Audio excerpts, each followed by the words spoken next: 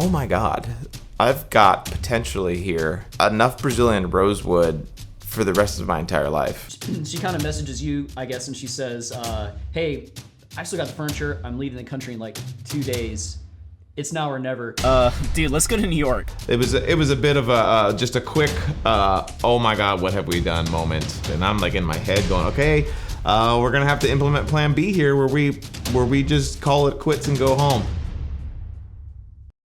Welcome to Driftwood Guitars, I'm Chris. And I'm Matt. And today is a story that has been several months in the making, and it is a story about, I think, one of the most exciting lumber discoveries that I have ever made. Mm-hmm. And it also is a story about how we came about finding, purchasing, and processing the lumber. Oh, it's got love, it's got loss, there's heartbreak, there's friendship. There's friendship, yeah. Yeah. There's a mythical quest. Yep. And then in the end, we're going to tell you how you guys at home can be a part of this story going forward, which is really exciting for us because it's kind of another chapter in the Driftwood Guitars saga. Yep. Yeah. So I think now what we're going to do is we're going to cut to past Chris. Yeah. As you said, this has been months in the making. So this is Chris from September, I believe, right? Yeah. This all started back in September, so I'm going to let past me do the talking to set this up. As you can see, I'm in the workshop. I was just in the middle of carving a couple of necks and making sawdust. Matt's in the house doing some video editing, and I was just telling him about what's going on, and he was like, you gotta do a video. And so here we are.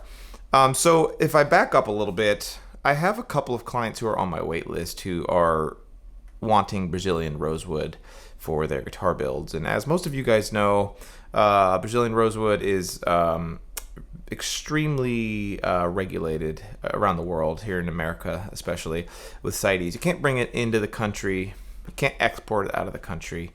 And I've had my sources for Brazilian for years. If I need to get Brazilian for guitars, I have a couple of people around the country who are dealers who have pre-CITES Brazilian rosewood that I can buy from them, that I can legally purchase. As long as it stays within the country, I can then build the guitar and then give it to the client. As long as it stays here, that's fine as well. I have noticed post-COVID that the Brazilian rosewood that is out there on the market is really getting to be subpar. It's getting worse and worse and worse, and the prices are going higher and higher. So what you're left with is you're going to pay more money for crappier wood.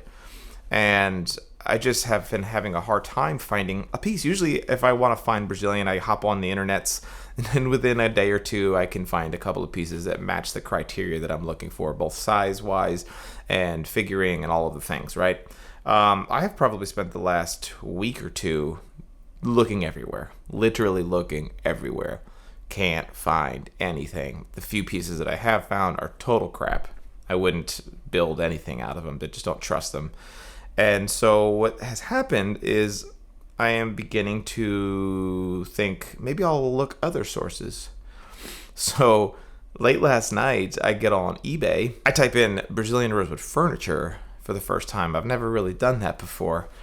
And I have seen small things like end tables and a drawer or like the leg of a grand piano that'll be made out of Brazilian rosewood. But at about 2 a.m. last night, I type in furniture, Brazilian rosewood furniture, and to my surprise, I find an entire bedroom set for sale in Jersey City, New Jersey. It's not just like a bedroom set. So this is like a turn of the century, 1800s, early 1900s bedroom set with a queen size bed, 2 nightstands, a chest of drawers that is about 5 feet high, and a giant floor-to-ceiling length mirror, all Brazilian rosewood. And when I say all Brazilian rosewood, I mean like 1.5 inches thick, at least 1 inch thick to 1.5 inches thick, beautiful turn-of-the-century Brazilian rosewood with spider webbing and the whole deal.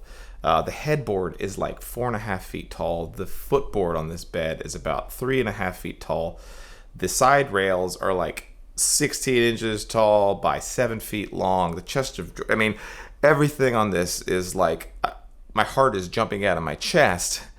And I texting Matt because my wife's asleep next to me in bed, and I'm texting Matt. I'm like, I'm losing my mind right now. I have to do this. Now, mind you, the price on this is not cheap. My only concern is just in the moment was okay, it says it's solid Brazilian rosewood, but how do we know that? Does the seller, how do they know it? Have they really looked? Because a lot of times stuff from back then will be just a veneer. So it'll be like a mahogany core with just a Brazilian rosewood veneer on it. So I kind of spent more time looking at the images because obviously I've messaged the seller, but it's the middle of the night. They're not going to respond. So I'm kind of like freaking out looking at as much photos as I can. And I'm realizing that like, yeah, based off of the video or the photo evidence I'm seeing, it's solid. You can tell by the fact that there's like pieces of wood that are like carved and the figuring goes into the carving and matches the whole thing. So, we're talking about Toyota Camry pricing for a bedroom set of furniture here. Haven't even ran this past my wife yet, but this morning Matt gets in for work and I show him photos of it and I kind of get all excited again. And my biggest fear as I'm still deciding whether or not that I should pull the trigger on this, as I'm still waiting for the seller to respond, is that somebody else is going to come and scoop it up. So I kind of hop on there and do a little bit of a lowball offer on it because she has a buy it now as well as a make an offer. So I put an offer in on it and it said, congratulations, you've won. And it dawns on me that, oh my God, I've got potentially here enough Brazilian rosewood for the rest of my entire life. And just stunning Brazilian rosewood. It's going to be legal because it's within the country already. And I'm going to now have to go up to New York State, or New Jersey. Basically, it's right across the river from Manhattan. Either drive up there to go get this furniture or have it delivered. We're still sorting that part out now. I'm going to be getting on a phone call with the furniture seller here, hopefully in the next day or two, and sorting that out. But I was telling Matt, things have changed quite a bit around here, and this is kind of the pinch yourself moment for me, is because I remember a couple years ago, there was a seller on eBay selling some really nice sets that I've bought Brazilian from before, and they weren't like master grade sets. They had some issues, but they were definitely going to be usable for guitars. And he had 10 sets for $1,000, which anybody who shot for Brazilian rosewood knows that's ridiculously priced. And I was so hard up for money at the time that I couldn't even pull the trigger on it. And it broke my heart. Like, I don't know if you've ever been in a position where like you have an opportunity to buy something that you know is a crazy good price, but you're just not set up to be able to pull the trigger. It's always stayed with me. It's always kind of sat in the back of my mind, knowing that, man, that would have been nice to have. And now here I am in a position where, partly because of you guys supporting us here on YouTube and the business growing and my name getting out there and building these guitars, and now I'm in a position where I'm going to be able to, I have bought this life-changing piece of Brazilian rosewood, this whole set of lumber. We are just beginning on this journey, but it kind of is just like, it's just mind-blowing to me, because I told somebody, I was like, this is like finding a Stradivarius violin in your attic, and I've just stumbled into this amazing deal, and I'm just like, I'm trying to work in the shop right now, but I can't stop thinking about the fact that I now own this wood. Holy cow. I can't wait to see what happens with this. So you guys could see how excited I was initially when this whole deal started to happen. He wouldn't shut up about it for a week. Absolutely wouldn't. Fast forward to, I guess, through the next 2 months, you guys are going back and forth, right? Whenever you're trying to make a purchase that large, there's a great deal of trust that has to happen, I think, between both parties. And so you guys are working on fostering this relationship. And then at some point, I know it kind of fell through. We were on our way up to Ohio to do the shoot with Stu Matt. Yeah. And so we both kind of were just like, well, maybe we have to let this one go, right? Yeah, it went from like being super stoked because I had bought it. I agreed to buy it on eBay, but I hadn't actually sent payment yet. eBay is sometimes like the dark alley of the internet when it comes to making transactions. Yeah. Do I trust you? Do you trust me? I'd spoken to the lovely woman who we ended up buying it from, her name ended up being Christine. Yeah.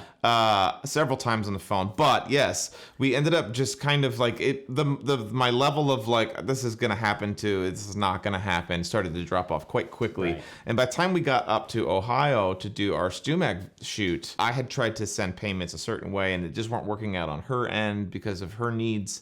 And eventually I just was like, listen, let's just call the deal off. Well, and we, a find like that's a once in a lifetime. You hate to see it go, but at the same time, sometimes that's just a difficult choice that you have to make. But when was it? It was about the end of November. Christine, part of the reason she was selling this furniture is she was getting ready to leave the country. She's on a time crunch. And so she kind of messages you, I guess, and she says, hey, I still got the furniture. I'm leaving the country in like 2 days.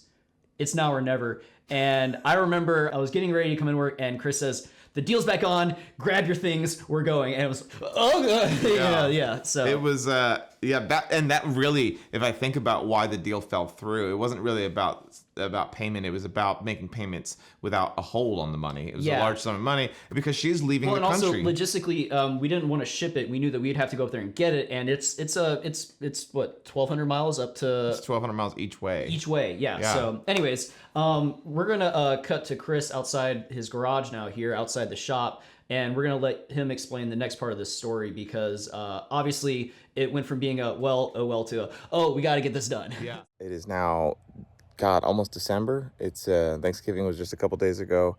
And we have come to an agreement on the furniture. It fell through and then it came back and then it fell through. And now we're back and Matt and I are heading up to New York to go get this furniture. We're going to take the Driftwood mobile, which is behind me, and hop in the car. Matt is actually in Jacksonville, which is 5 hours from where we live, and he's playing a show over there with his band. And so I'm going to drive to Jacksonville, pick him up, and then we are going to drive up the East Coast to Jersey City. I guess we're not really going to New York. We're going to Jersey City, right across the river from New York City. And we're going to meet Christine to go get the furniture. So let's do it. It's going to be 5 hours to Jacksonville. We might be able to get up to, I think, maybe Richmond, Virginia tonight. But I mean, I'm just so excited about this. It's going to be an adventure. Looking forward to it.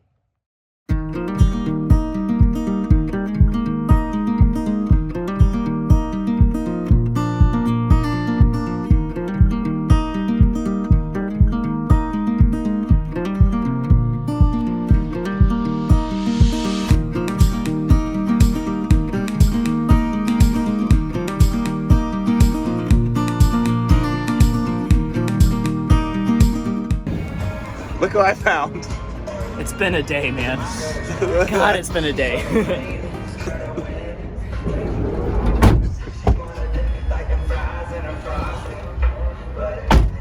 All right, so 5 hours into the trip. We're only 5 hours in.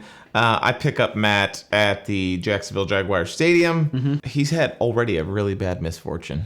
Yeah, honestly, I'll let Matt from there explain it better because you can see, I think, in my face the existential crisis that I was going through. Slight shock, disbelief, maybe some disassociation. I don't know. It was a lot, but we were just watching a clip and I was like, I just love watching you try to process this. And mind you, I'm always aware of, like, after the fact of my reaction. My reaction, you'll see in the video, is like I'm smiling and laughing. But that's just Matt and I's relationship. I just giving him a hard time because I know how much it sucks. But, you know, it's one of those, we'll laugh about it in a couple of months. Well, I'd laugh about it at the moment, but I was on my way towards a better place. Yeah, I do it with love to try to help lift Matt up.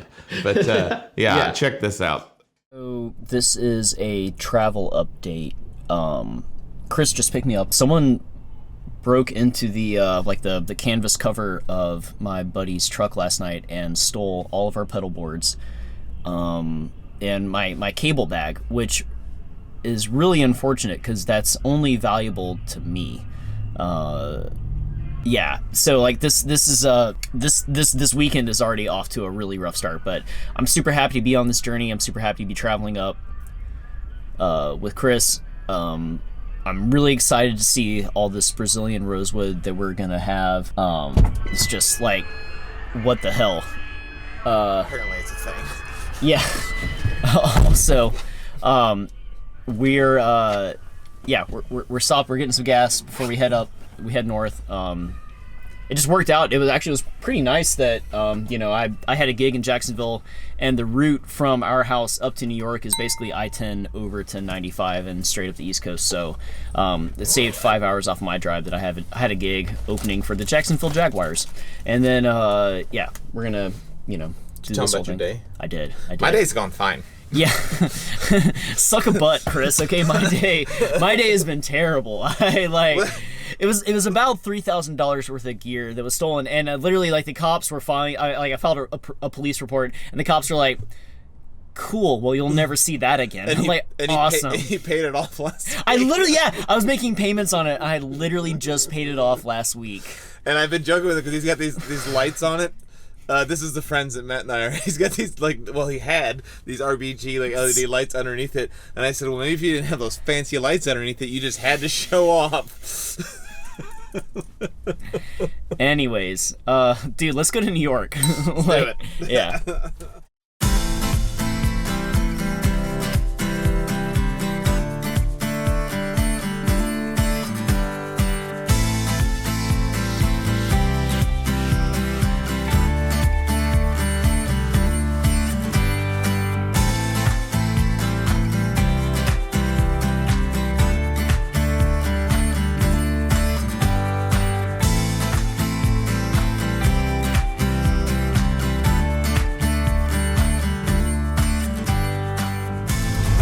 Okay, we slept outside of Fredericksburg, Yep. Virginia, and we're on the road again. It's 9 a.m., I think. Yes, it's 9, and we are 4 hours from Jersey City, New Jersey. Yeah. Fun fact. It's a long way up there. Yeah. From Florida. Driving to New York City is a hike. You know what people from New York City love whenever you call New Jersey New York City? Technically we're right across the Hudson, okay? But yeah, boy, I'm gonna go ahead and save you that fight in the comments section. It's country come to town for me. I'm like, we're going to New York City. Yeah, no, we're going just across the Hudson. But yeah, we're excited. We're gonna Christine, the lady we're getting the wood from, is eagerly awaiting our arrival. Yep. And we're excited about it. This is definitely a hell of a trip. But I mean, the amount of Brazilian rosewood we're getting is books will be written about it. Yeah, probably not. Coloring books will be written about it. Yeah. But yeah, we'll be there soon, especially for you guys at home. So we got up to Jersey City at about 2:00, which was really great. It was a little bit of a thing. She literally lives right across from the Statue of Liberty, and traffic is crazy right there, and we're driving trying to, oh god, how do we get, she's trying to call us to figure out where we can meet her to let us in the building. We finally get to meet Christine after 3 months of chatting with her on the phone, and she invited us in, and of course we're trying to be nice, but all I want to do is go upstairs and check out this furniture set, right? And so Christine invites us in, we go upstairs, and we're actually greeted. The very first thing I'm greeted with is this awesome bedroom set, but I notice almost right out of the gate that the headboard is a veneer, and I'm over here taking apart the bed, and I'm kind of I don't. Yeah. This isn't real Brazilian. This is not solid Brazilian rosewood, and I'm in my head going, okay, we're gonna have to implement Plan B here, where we just call it quits and go home. Turns out, luckily for us, that it was just the headboard, just one part of the headboard. Right. It was a bit of just a quick, oh my god, what have we done moment. But did we really just drive 1,200 miles? Exactly. For a veneer. Exactly. Okay, so what I want to do right now is actually have Christine, in her own words, we pulled her aside and had her tell us a little bit about how she came about getting the wood. And not just getting the wood, but her background and how she is intimately familiar with Brazilian rosewood. And she was such a cool person. Yeah, super interesting. Very, very accomplished in her life. I couldn't believe, it was just awesome getting to talk to her. Yeah, and obviously gave me quite a peace of mind too, knowing that that she knows her junk, and that this wood has been well cared for, and that it's what as advertised. Yeah. So we'll let Christine do a little talking here. Hi. So my name is Christine Smirsky, and I have lived in many places around the world. And I'm currently liquidating my belongings, moving to England to be with my family.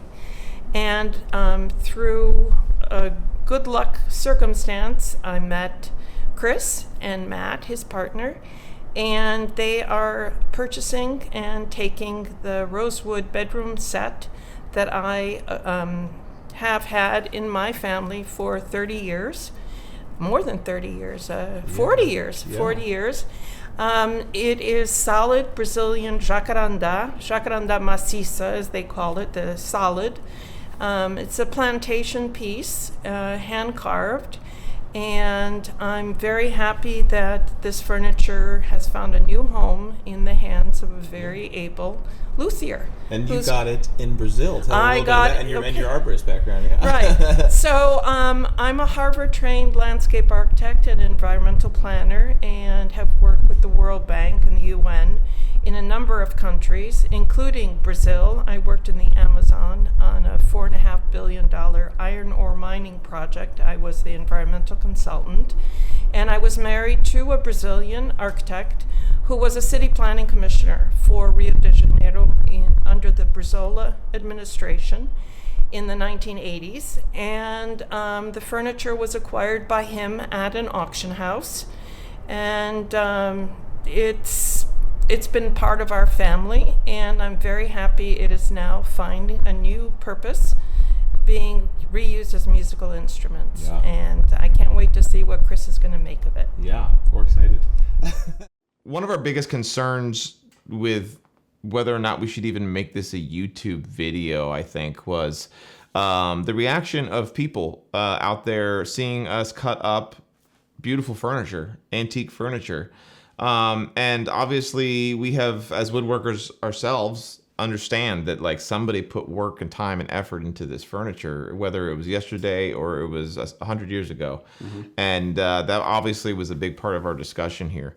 And yeah, I think now's the moment to communicate to you guys that we understand and very, very much respect the craftsmanship that went into this furniture. One of the reasons that we felt as okay with it as we did was Christine didn't really talk about this much in her interview, but she was very candid with us about her history and the wood. It was purchased by her husband, and her relationship with her husband was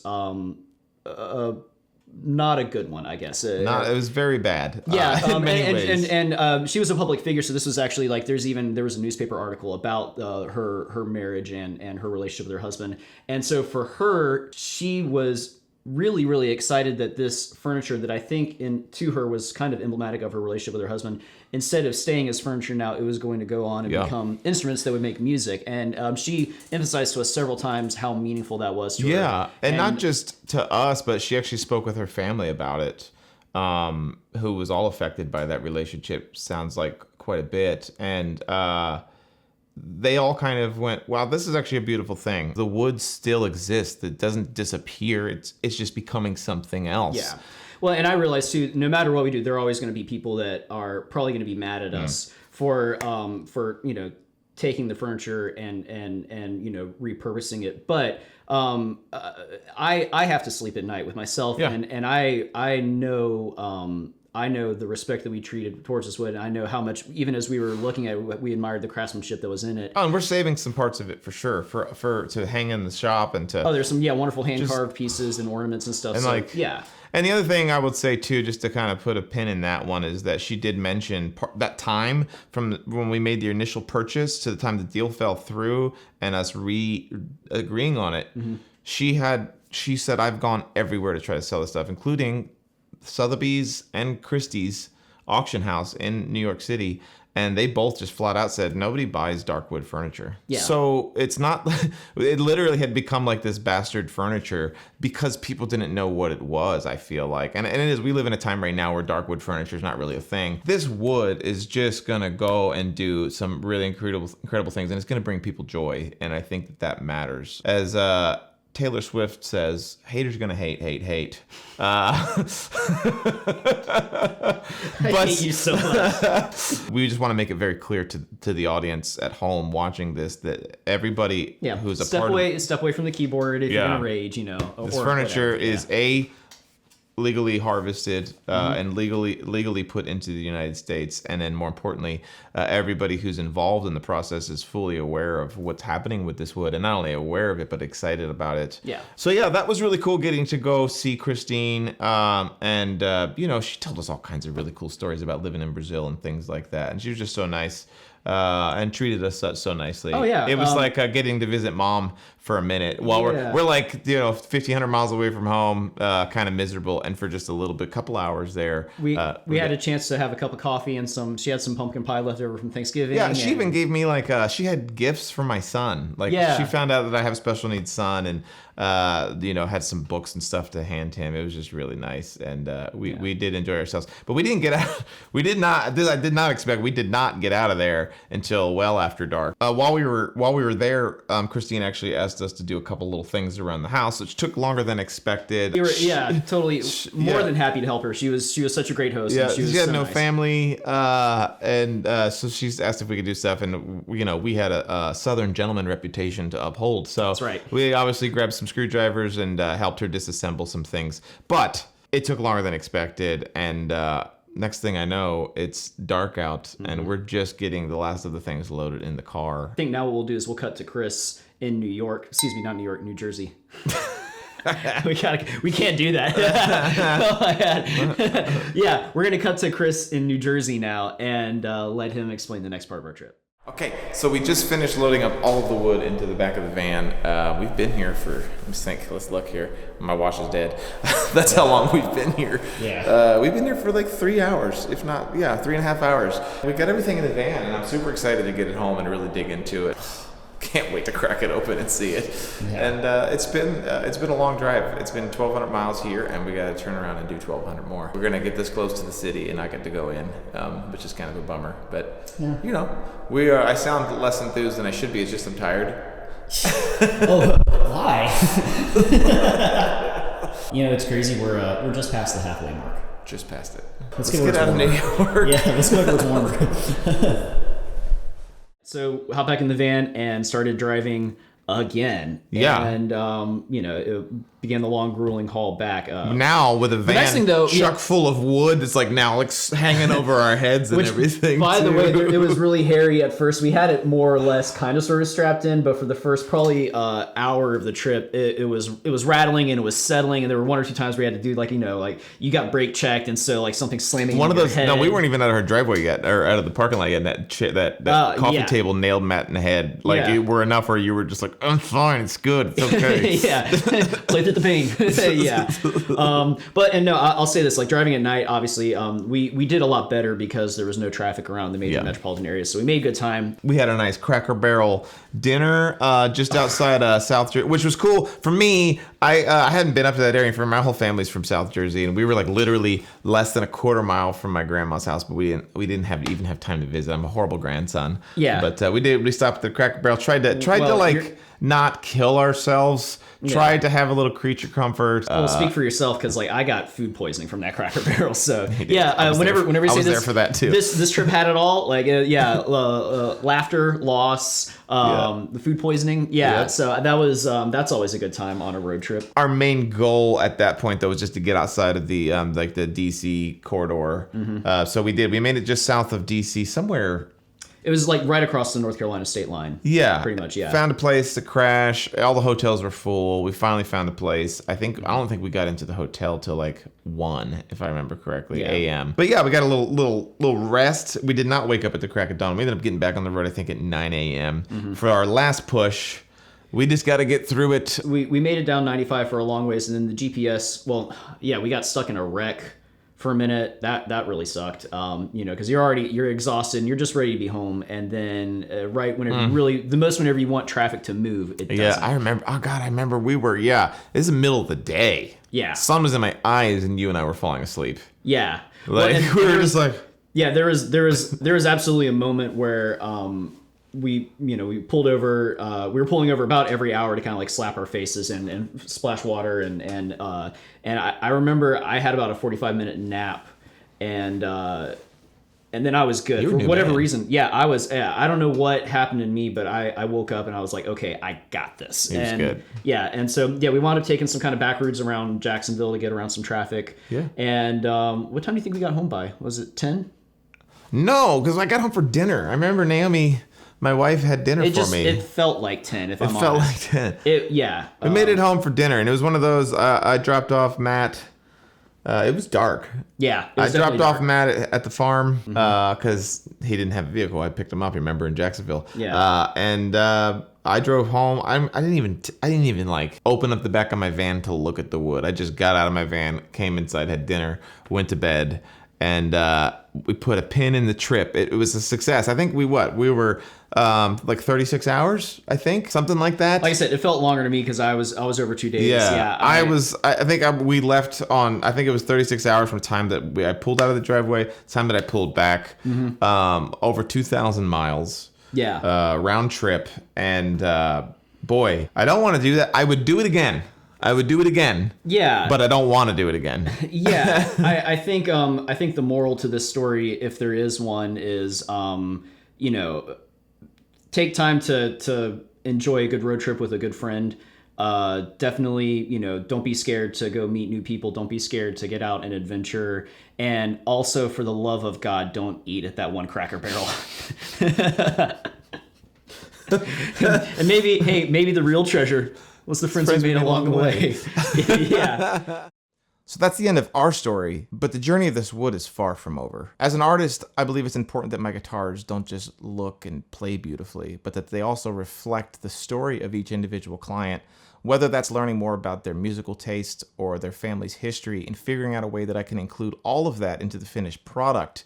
My main goal is that I make something that matters and means something to the person. Now, as I sit around in my workshop and I look around, I have this weird situation where I realize that I have more wood here than I'll ever be able to use in a lifetime.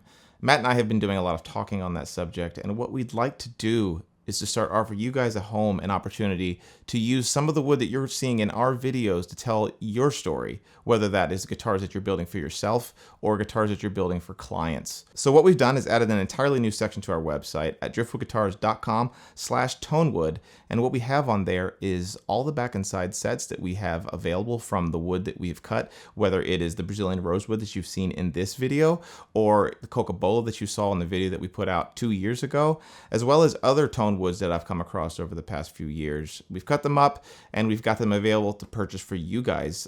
Those include things like back and side sets for guitars, ukuleles, bridge blanks, and many more things coming in the future. In the future, Matt and I would actually like to feature a lot more of this exotic wood on our channel by going out there and finding more of it, processing it, and then doing things with it like building guitars, and then making it available to you guys at home to purchase.